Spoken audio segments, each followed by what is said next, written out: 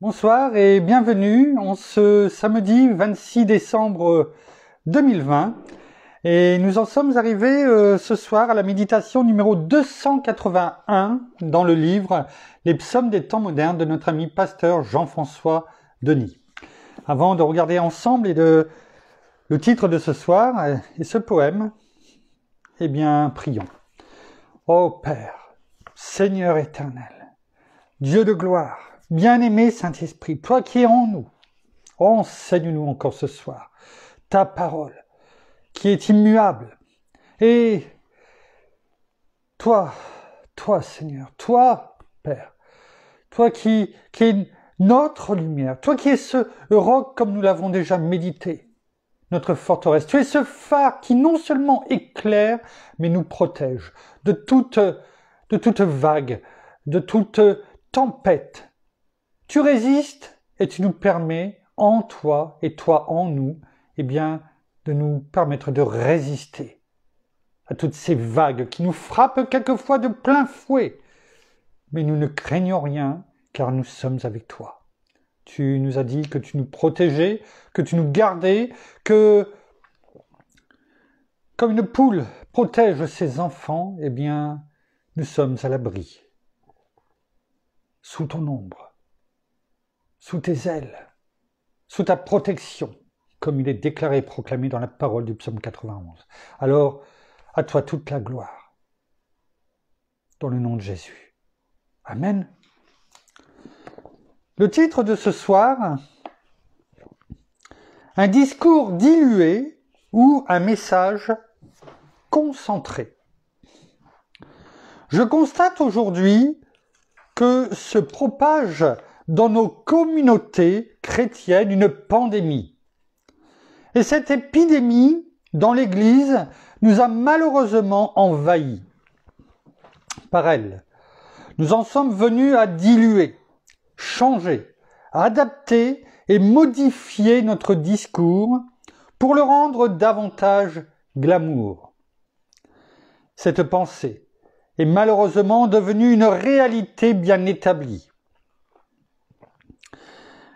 Voyez, par cette invention de l'ennemi, plusieurs ont été séduits, diluant au profit d'augmenter, soustrayant au bénéfice d'accommoder, sans ne jamais parler du réel prix à payer, par peur de perdre et d'en venir à diminuer.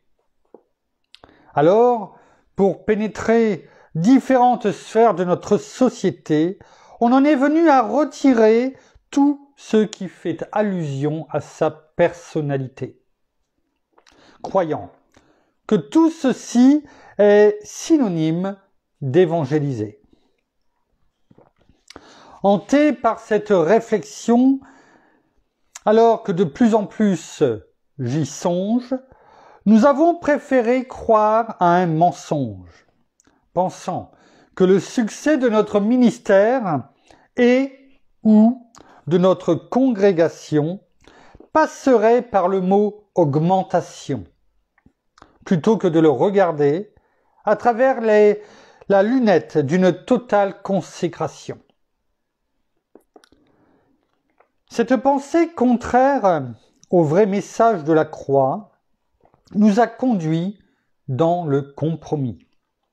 Ce discours nous a menés à soustraire de la Bible tous les si,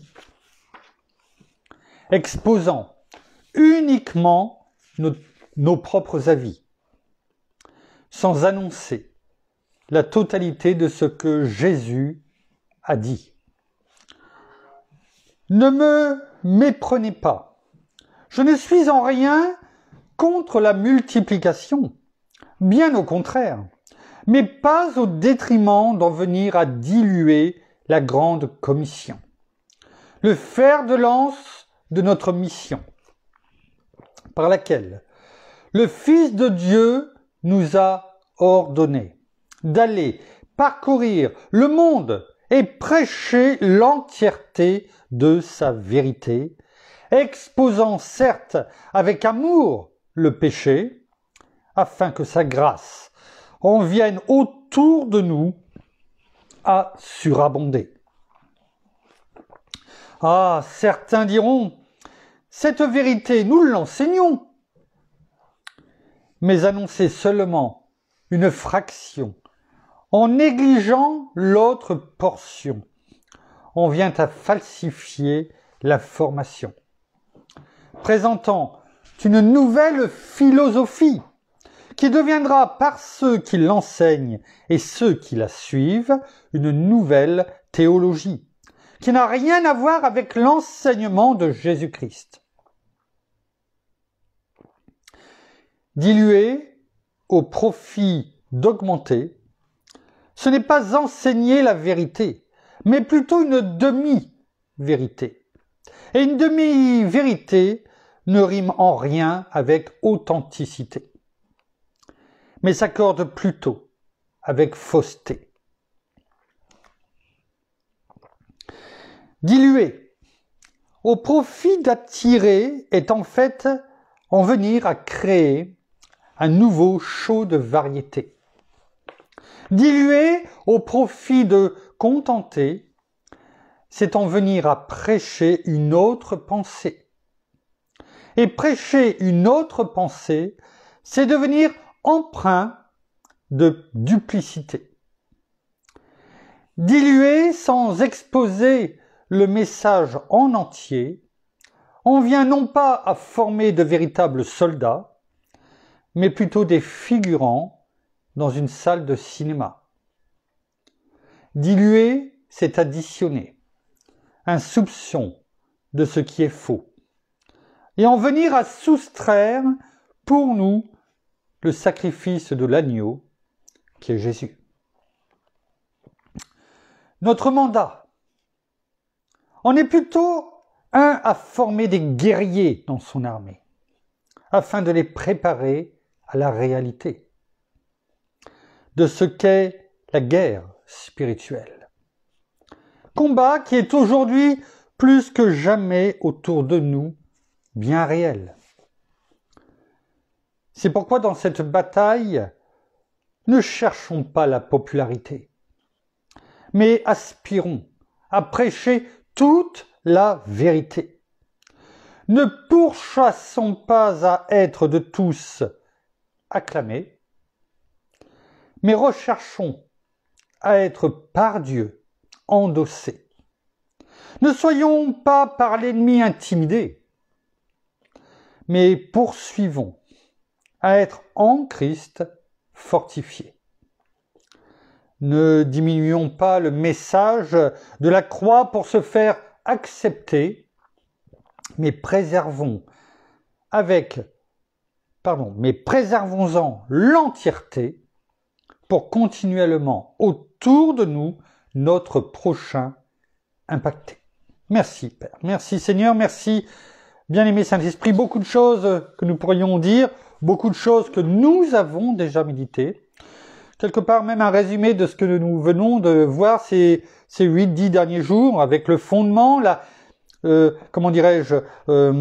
notre fondement, sur lequel doit se reposer notre fondement spirituel, la parole, la Bible, Christ, notre pierre angulaire. Une référence que nous laisse Pasteur Jean-François dont on a appris bien souvent, on va la lire, Matthieu chapitre 28, dernier chapitre, et les derniers versets 19 et 20. Et nous allons les prendre et nous allons voir ce que ce soir, notre bien-aimé Saint-Esprit dans le nom de Jésus, veut nous enseigner. Matthieu chapitre 28, dernier chapitre, dernier verset de l'évangile de Matthieu, versets 19 et 20, c'est les dernières paroles que Jésus a prononcées avant de, de monter, avant son ascension. Et notre Seigneur dit, Jésus s'approcha et leur parla ainsi. Tout pouvoir, toute autorité, dans pouvoir c'est toute autorité, tout pouvoir, toute autorité m'a été donné dans le ciel et sur la terre. Allez, faites de toutes les nations des disciples. Baptisez-les au nom du Père, du Fils et du Saint-Esprit, et enseignez-leur à garder tout ce que je vous ai prescrit. Et voici, je suis avec vous tous les jours jusqu'à la fin du monde. Tout ce que je vous ai prescrit. Il n'a pas dit certaines choses, il a dit tout. Tout ce que je vous ai dit, tout ce qui est écrit, n'oublions pas que dans l'évangile de Jean, chapitre 1, il est dit, il est montré que notre Seigneur est la parole, et la lumière, il est aussi la parole.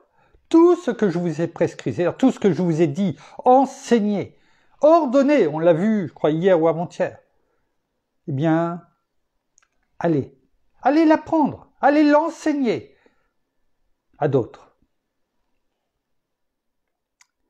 Et voici, je suis avec vous tous les jours jusqu'à la fin du monde. Il est avec nous, on le sait. L'Esprit de Dieu est en nous, nous sommes le temple de Dieu. Notre Seigneur le savait parce qu'il a dit, il est bon pour vous, il est préférable pour vous que je m'en aille, afin qu'un autre consolateur vous soit donné et qu'il soit avec vous. Hein? Je ne vous laisserai pas orphelin, je viens vers vous. Et il est venu. Parce qu'il est dit on le dit bien souvent, dans Jean 14, verset 26, le consolateur, le Saint-Esprit, que le Père enverra en mon nom. Il le savait. C'est ce qu'il voulait nous dire. C'est ce qu'il voulait dire à ce moment-là à ses apôtres, à ses disciples. Et il nous le dit aujourd'hui, je suis toujours avec vous. Parce que notre bien-aimé Saint-Esprit est là, Esprit de Jésus, Esprit de Dieu. Tous les jours, avec vous.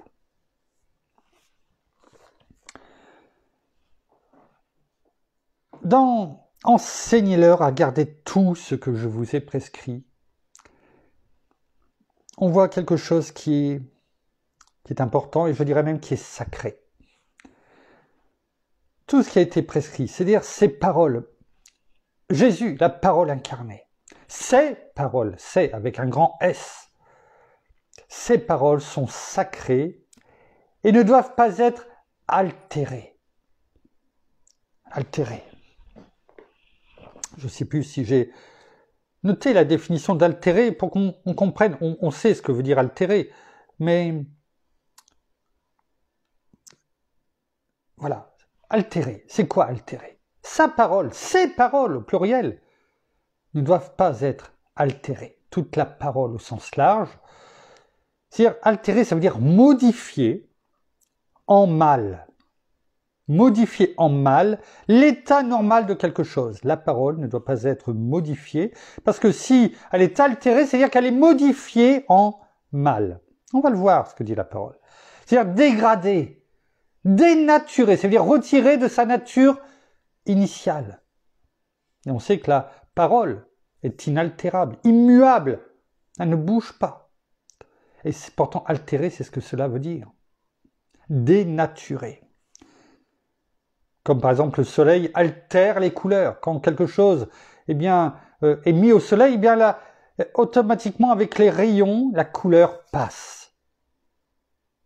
Elle n'est plus ce qu'elle était. C'est-à-dire que la vraie nature de la parole ne doit pas être changée. Elle est sacrée. Elle est sacrée. Tout comme Dieu l'a dit. Notre Père, dans l'Ancien Testament, le dit.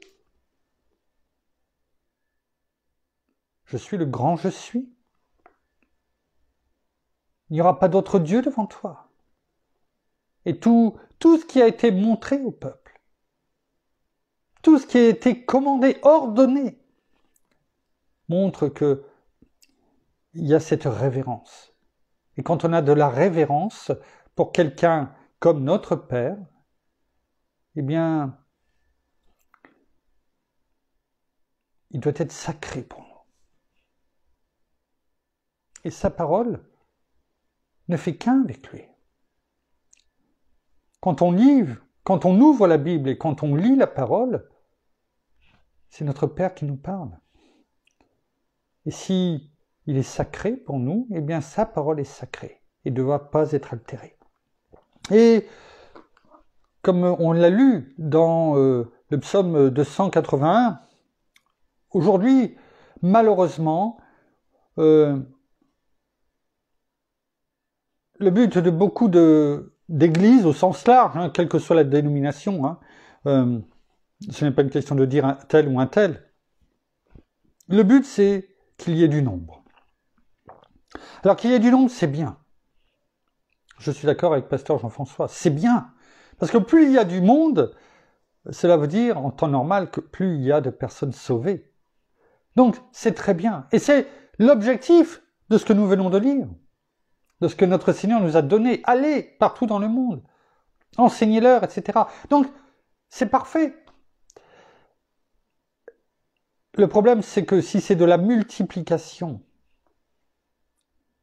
parce que nous avons dilué, divisé la parole, pour qu'il y ait du monde en face pour satisfaire nos plaisirs et surtout notre porte-monnaie, cela ne sert à rien.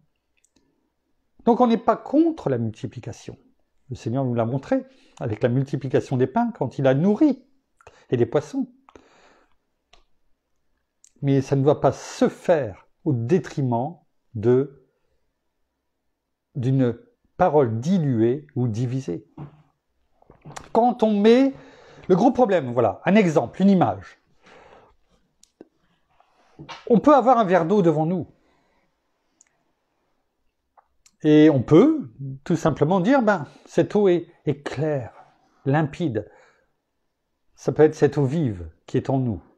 Cette eau vive de la parole qui nous est donnée. Le problème, c'est si on commence à mettre une goutte de sirop dedans, eh bien l'eau, forcément, change de couleur. Elle est diluée. On dilue du sirop, de quelque chose de sucré, dans de l'eau, pour que le goût, eh bien, soit plus agréable au palais. Et le problème, c'est qu'aujourd'hui, il en est de même pour cette eau vive qui nous est donnée, cette parole. On la dilue. On la dilue avec des choses sucrées du monde, en se cachant bien de vouloir déclarer et proclamer l'œuvre de la croix, les sacrifices, le prix à payer, quelquefois, et sûrement même, qui, pour nous, eh bien, pensons que cela laissera un goût trop amer pour l'auditoire et qu'il ne boira pas nos paroles. Mais ce ne sont pas nos paroles qu'ils doivent boire, c'est la parole de Dieu. Alors, ne cherchons pas à mettre trop de sirop, trop de douceur, trop de colorant dans la parole de Dieu, car cela ne marche pas. Regardons ce que la parole nous dit. Oh, il y a très peu de versets ce soir. Mais ce n'est pas parce qu'il y en a beaucoup que cela change les choses. Ce qui est important, c'est la portée de la parole.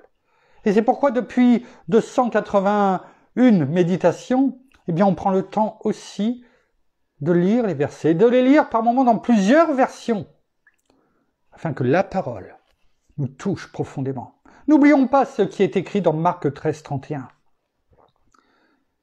Le ciel et la terre passeront, mais mes paroles ne passeront point. Il est même dit en parole de vie.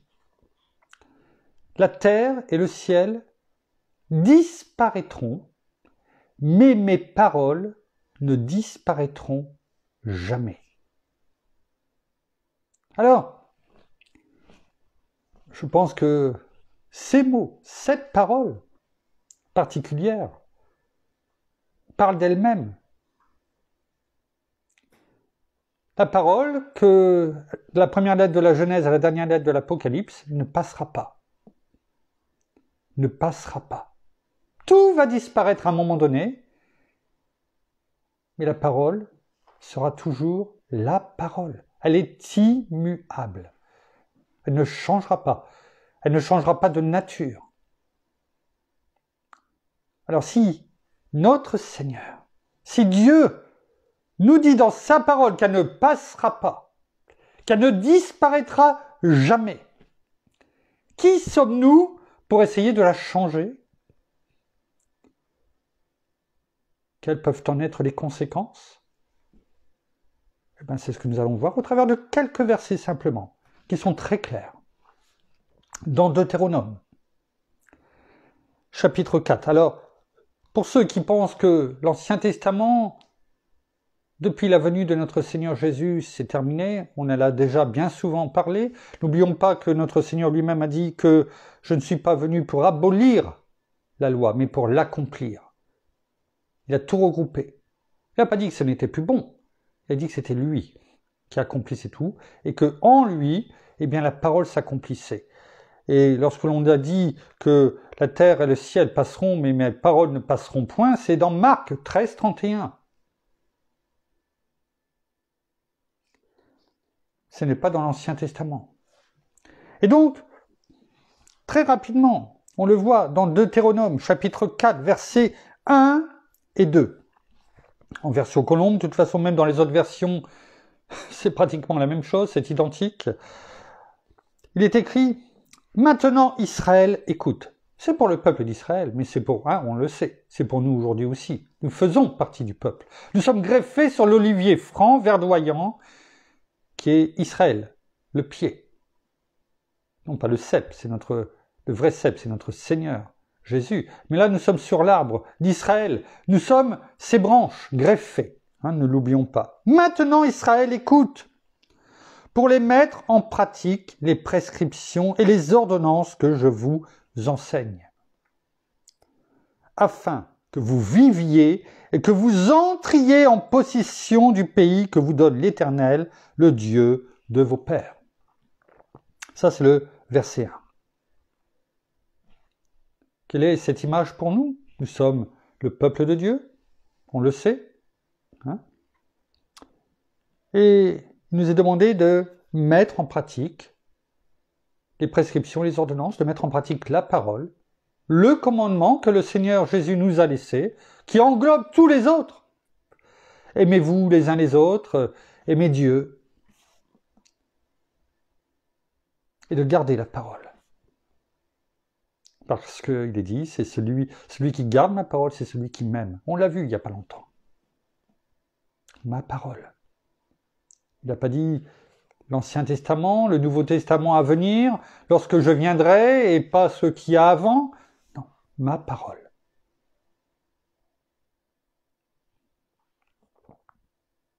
Afin que vous entriez en possession du pays. Afin que nous-mêmes, avec notre Seigneur, nous traversions ce Jourdain, que nous rentrions aussi dans cette terre promise, qui est le royaume de Dieu. Parce que c'est bien là. Il est dit dans Luc 10 au verset 20, on prend toujours le verset 19, on le connaît.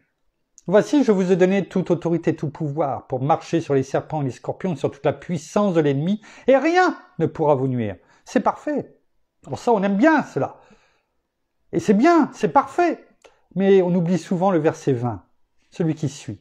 Cependant, c'est cet avertissement. Quand il est dit cependant, c'est qu'il y a quelque chose qui doit nous interpeller. Un avertissement.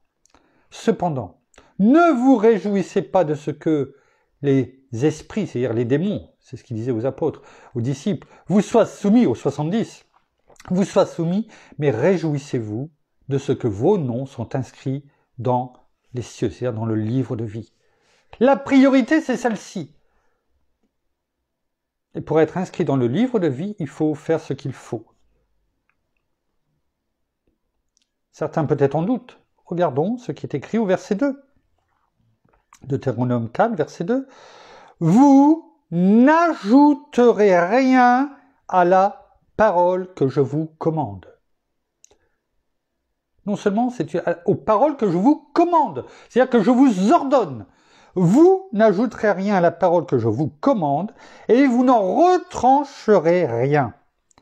Mais vous observerez les commandements de l'Éternel votre Dieu, tels que je vous les donne. C'est-à-dire tels que je vous les commande.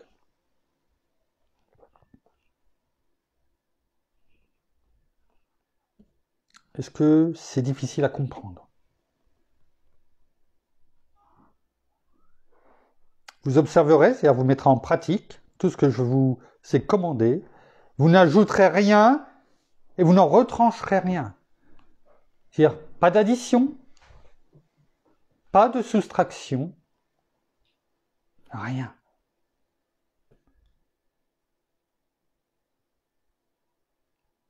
Alors quand on essaye de transformer, de falsifier, de diluer, de mettre de côté sciemment, de mettre sous le coude pour jamais certaines vérités que nous devrions, parce que Dieu nous l'a commandé, à déclarer, à proclamer, et que nous ne faisons pas sciemment pour pas froisser, on n'obéit pas. On n'obéit pas. Deutéronome, chapitre 13, verset 1er, qui dans certaines versions est rattaché au chapitre 12, et qui fait ce verset 1er du chapitre 13, souvent fait le verset 32 du chapitre 12. C'est pourquoi, suivant la version avec laquelle vous travaillez, vous pouvez l'avoir en premier verset du chapitre 13 ou en dernier verset, verset 32 du chapitre 12. Pour pas que vous soyez perdus. On va le lire en version colombe. Moi, c'est le premier verset du chapitre 13. Vous observerez et vous mettrez en pratique ce que je vous ordonne. Tu n'y ajouteras rien et tu n'en retrancheras rien. Alors, si on ne comprend pas ce que veut dire mettre en pratique, on voit par exemple là, on vient de passer les fêtes, peut-être que vous avez cuisiné, les fêtes de Noël, et vous avez peut-être fait un gâteau ou d'autres plats, qu'importe.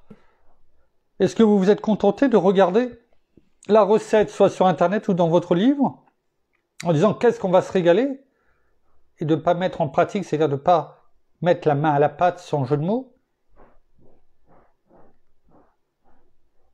Parce que sinon, vous pouvez toujours regarder le livre, les belles images, saliver en regardant, peut-être la vidéo, mais ça vous donne pas, ça va pas vous rassasier, ça va pas vous donner de la nourriture et vous alimenter. Vous aurez encore plus faim. Cela va faire travailler tous vos organes, peut-être salivaires et autres, vos glandes salivaires, mais c'est tout. Vous n'en sentirez même pas le goût. Il faut mettre en pratique. Non seulement pour apprendre à faire, et pour après goûter ce qui a été fait. Et c'est ce que la parole nous dit. Mets en pratique. Mets en pratique ce que je te dis, tu vas voir. Parce que ce que je te dis, je vais le faire. Chapitre Nombre, livre des Nombres, chapitre 23, verset 19, que vous connaissez tous par cœur. Dieu n'est pas un homme pour mentir, ni un fils d'homme pour se repentir. Ce qu'il a dit, ne le fera-t-il pas? Ce qu'il a déclaré, ne l'exécutera-t-il pas? Si. Donc, ça veut dire que s'il nous dit de le mettre en pratique, eh bien, c'est pour nous enseigner à le faire, que ça devienne une bonne habitude, et pour voir de nos yeux émerveillés ces promesses se réaliser devant nous.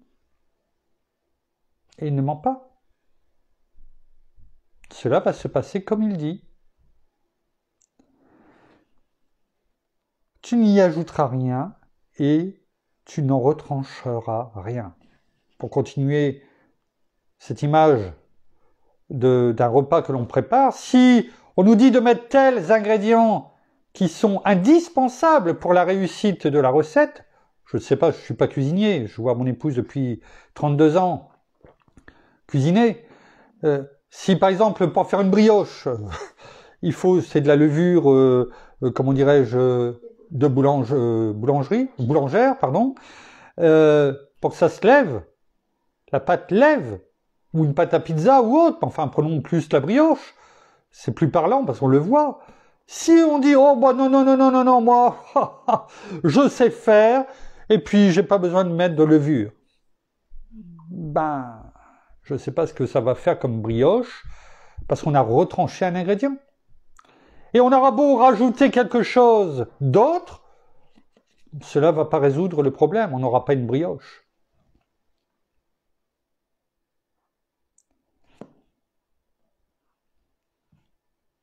Si on veut que la pâte de la parole monte en nous, s'élève en nous, afin que nous nous délections de ce bon repas, de toutes ces promesses que Dieu nous donne, mais il faut écouter, mettre en pratique ce qu'il nous dit, sans ajouter, sans retrancher, et ainsi, nous pourrons nous délecter de tout ce qu'il nous dit.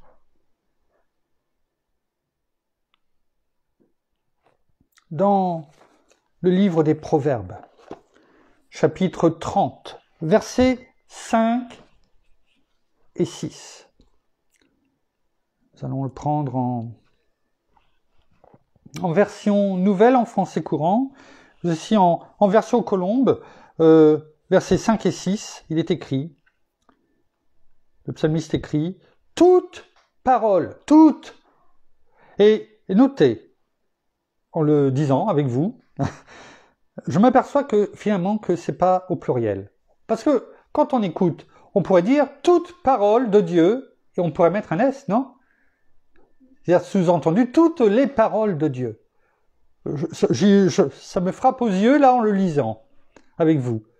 Toute parole de Dieu est éprouvée. Et c'est singulier. Ça veut dire que quand on parle de la parole, c'est un tout.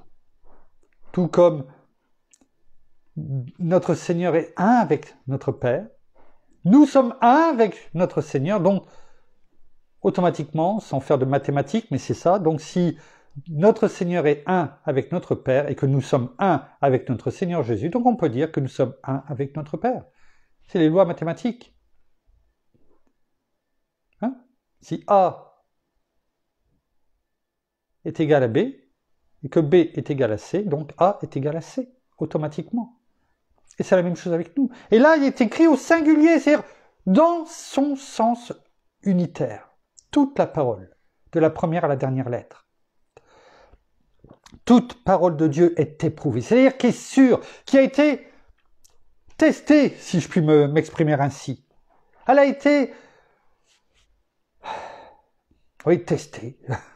Je n'ai pas d'autres mots qui me viennent à la tête, là, en pensée. Toute parole de Dieu est éprouvée. Il est un bouclier pour ceux qui se réfugient en lui. C'est-à-dire, on a dit tout à l'heure, notre Seigneur est la parole incarnée. Et la parole incarnée. Et toute parole de Dieu est éprouvée, donc il est un bouclier pour ceux qui se réfugient en lui. C'est-à-dire, lui, dans sa parole. N'ajoute rien à ses paroles, de peur qu'il ne te reprenne et que tu ne sois trouvé menteur. Vous voyez, on avance. Pourquoi il ne faut rien ajouter, pourquoi il ne faut rien retrancher? La parole est claire. N'ajoute rien à ses paroles, de peur qu'il ne te reprenne et que tu ne sois trouvé menteur. Voilà. C'est important. On ne veut pas être trouvé menteur aux yeux de Dieu. Alors, il nous a dit, n'ajoute rien, ne retranche rien. En Nouvelle en français courant, il est écrit, toute déclaration de Dieu est digne de confiance. Est digne de confiance. Il est un bouclier pour qui lui demande protection. N'ajoute rien à ses paroles, sinon il te réprimandera et tu seras traité de menteur. On sera traité de menteur par qui? Par les êtres humains? Non, par Dieu lui-même. Alors, ça donne à réfléchir, ça donne matière à réflexion par rapport à tout ce que nous avons dit précédemment. Est-ce que nous voulons être traités de menteurs par Dieu lui-même, parce que nous avons ajouté ou soustrait des choses parce que nous n'avons pas voulu obéir à son commandement. Loin de moi cette pensée qui nous traite de menteurs. C'est pourquoi, tant qu'il me donnera la possibilité de déclarer et proclamer sa parole au quotidien, eh bien, nous persévérerons à déclarer, à proclamer sa parole tout entière, qu'elle plaise ou qu'elle ne plaise pas, de dénoncer les péchés qui nous guettent, même si nous avons été délivrés de toutes choses. Mais afin surtout de ne pas nous écarter de la voie droite, de la droiture de notre cœur et de cette voie droite sur laquelle il nous a placés. Déclarer, proclamer toujours la parole de Dieu avec amour dans notre cœur, car c'est pour notre bien.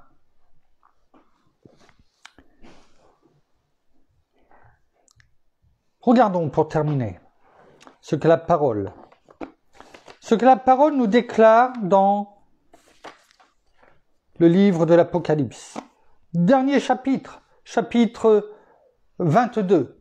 Et les derniers versets. On va prendre même les 4 derniers versets. Ils sont courts. On va les prendre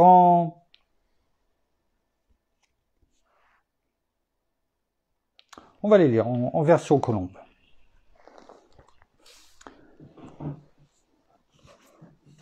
Je l'atteste.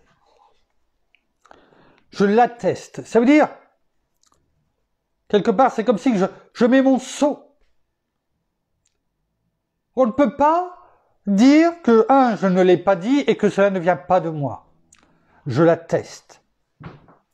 À quiconque entend les paroles de la prophétie de ce livre. Alors, bien entendu, il est parlé de ce livre, c'est-à-dire de livre des révélations, de l'Apocalypse.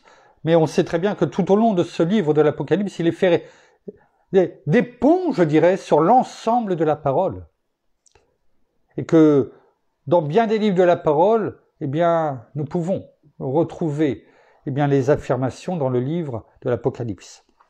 Donc je l'atteste à quiconque entend les paroles de la prophétie de ce livre. Si quelqu'un y ajoute, Dieu ajoutera à son sort les plaies décrites dans ce livre. Je ne sais pas si vous avez déjà lu le livre de l'Apocalypse. C'est vrai que quelquefois, suivant les versions, on peut ne pas tout comprendre. Mais je pense qu'on sait qu'il y a des plaies qui arrivent. Et la parole est claire. Si quelqu'un y ajoute, Dieu ajoutera à son sort, au sort qui est le sien, les plaies décrites dans ce livre. Franchement, je n'ai pas envie que Dieu ajoute les plaies décrites dans son livre, tout simplement parce que j'aurais voulu faire un zèle excessif en voulant déclarer et proclamer des choses qui ne sont pas en relation et claires, nettes, précises, indiquées dans la parole.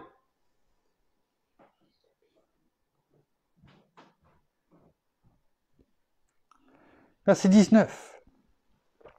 Et si quelqu'un retranche, donc on a vu ajouter, donc on pourrait se dire, mais est-ce que c'est mieux si je retire certaines choses que je ne veux pas déclarer, de peur que finalement il y ait moins de monde dans mon auditoire, et que cela, amène à avoir peut-être moins d'argent dans mon porte-monnaie?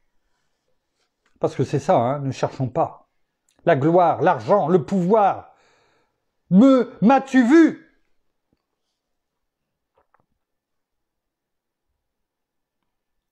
Et si quelqu'un retranche des paroles du livre de cette prophétie, Dieu retranchera sa part de l'arbre de vie et de la ville sainte décrit dans ce livre. C'est-à-dire que nous n'aurons pas part.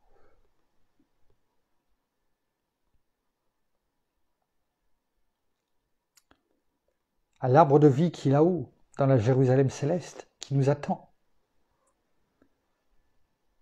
La parole est claire, là. en 2 mots. Éclaire, mais aussi éclaire notre esprit avec amour, parce que, en fait, le livre de la Révélation, il est écrit dans le 1er chapitre. Le livre des Révélations. Heureux celui qui lit et ceux qui écoutent les paroles de la prophétie et garde ce qui s'y trouve écrit, car le temps est proche. On doit être heureux. Notre Seigneur, notre Père ne nous donne pas ces révélations pour qu'on soit attristé. Non. C'est pour nous mettre en garde. Comme on dit à notre petite fille, ne mets pas la main sur la vitre de la cheminée, ne t'approche pas parce que ça brûle. Et quand elle passe devant, elle fait à 1 mètre, parce qu'elle a compris qu'il ne faut pas mettre sa main, parce que c'est chaud. Ne jouons pas avec le feu. Ne nous approchons pas trop près, parce que notre Seigneur nous dit, ne t'approche pas de là. N'ajoute pas, ni retranche pas. Garde la parole tout entière, son entièreté. Car si tu ne le fais pas, tu joues avec le feu, et tu vas te brûler. Versets 20 et 21. Celui qui atteste ces choses. De nouveau, comme au verset 18, ça a commencé, je l'atteste. Verset 19, celui qui atteste ces choses. Vous voyez, c'est comme si c'était enfermé. Vous savez, quelquefois, on met ce qu'on appelle peut-être un peu moins aujourd'hui, mais des serre-livres. Vous savez, pour que les livres tiennent, autrement ils tombent d'un côté ou de l'autre. Et on les met afin que ça tienne bien. Eh bien, ces mots sont enfermés entre 2 fois je l'atteste, afin que nous restions bien droits, bien alignés dans la parole de Dieu. Celui qui atteste ces choses dit « Oui, je viens bientôt. » Amen. Viens, Seigneur Jésus. Et ce que nous avons partagé depuis quelques méditations maintenant, que la grâce du Seigneur Jésus soit avec tous. Le livre de l'Apocalypse se termine sur ces versets et ce n'est pas un hasard si dans ce dernier verset, de ce dernier livre, du livre de la Révélation, des Révélations, eh bien ça se termine avec le fait de ne rien ajouter ni de rien retrancher à toute la parole de Dieu. Cette parole est sacrée. N'en doutons pas et ne remettons pas en question tout ce qui nous a été montré ce soir. Merci Père, merci Seigneur, merci bien-aimé Saint-Esprit, une fois de plus pour ce que tu nous as montré. Et nous continuerons demain, entre aujourd'hui et demain, à creuser, je dirais, la parole, si je puis m'exprimer ainsi, pour découvrir toutes ces pépites, tout ce trésor qui nous est laissé, afin que nous comprenions bien l'importance de la parole et de ce qu'elle nous est annoncé au quotidien. Merci. Nous terminons par la prière.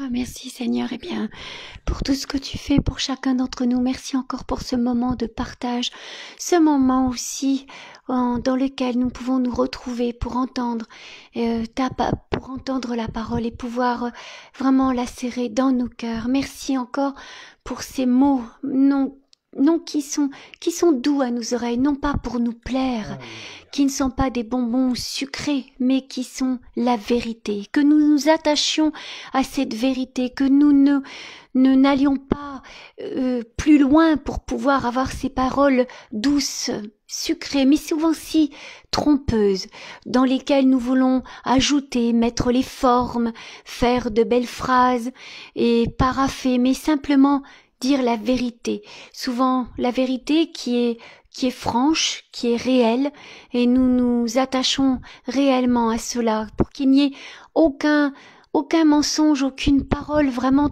trompeuse, ni dans nos bouches, ni dans nos vies, et que nous soyons vraiment cet exemple, et que nous le proclamions et que nous le déclarions aussi, non seulement dans nos vies, mais aussi que nous puissions, oui, vraiment être l'exemple pour toutes ces personnes que nous pouvons toucher, pour toutes ces personnes avec lesquelles nous pouvons parler.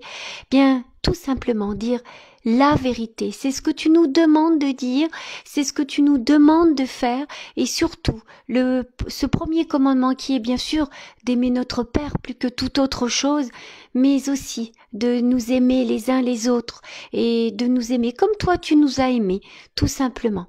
Alors vraiment que nous puissions nous attacher à ces paroles, à cette conduite, à cette vérité dans laquelle nous devons marcher chaque jour, mais aussi que, eh bien, nous serions vraiment la parole qui est cette source de joie, de bonheur, de bienveillance, de bonté, et qui est source aussi de vérité, car c'est dans ta parole, c'est dans la parole tout simplement, eh bien, que nous pouvons nous retrouver dans la vérité, non dans ce monde plein de mensonges et de corruption, mais dès que nous nous approchons de toi, eh bien, nous connaissons et nous savons toute vérité.